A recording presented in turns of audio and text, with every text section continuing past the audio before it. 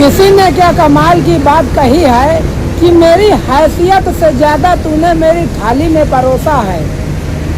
मेरी हैसियत से ज़्यादा तूने मेरी थाली में परोसा है। मालिक तू लाख मुश्किलें दे दे लेकिन मुझे तुझ पे भरोसा है।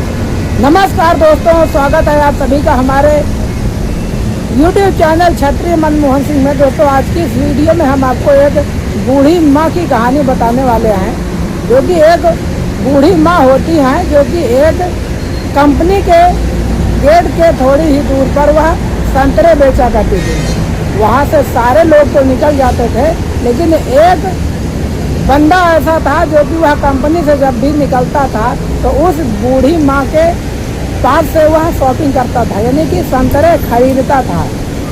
वह जब भी संतरे खरीदता था तब एक संतरा उठाता था, उसमें एक कली निकाल कर चखता था, मीठे हैं खट्टे हैं, वह इतना कहकर 2-3 बेकार करके वहीं पर रख देता था और फिर संतरे लेकर चला जाता था। वह नित्य प्रतिदिन यही करता था कि जब भी संतरे खरीदने आता वह 2-3 संतरों में से एक एक कली निकालता और फिर बाकी का बचा हुआ संतरा वहीं पर रख कर बाकी के संतरे तौलाकर लेकर चला जाता था। एक दिन वह अपनी पत्नी के साथ आता है और संतरे उठाता है। एक संतरे में से एक कली निकालता है और चखता है, कहता है कि यह खट्टा है, इतना रख देता है और फिर निकल जाता है। वह उसकी पत्नी देखती है कि इन्होंने 2-3 संतरे उस बूढ़ी माँ के यूं ही बेकार कर दिए। तब वह रास्ते पर बोलती है कि आपने उस गरीब बूढ़ी माँ के 3 संतरे क्यों खराब किए।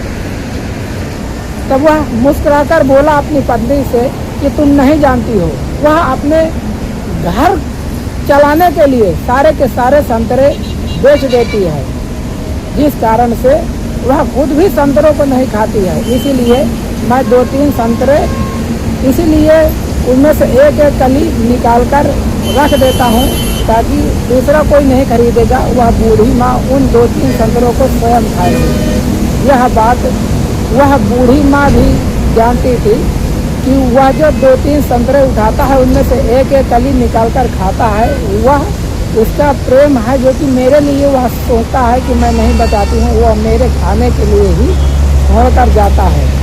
दोनों में बहुत ही घनिष्ठ प्रेम था, दोनों एक दूसरे का सहारा थे। तो इस कहानी का सार यही है कि जितना आपसे हो सके आप दूसरों को सहारा दीजिए, ना कि दूसरों का सहारा आपको छीनना चाहिए।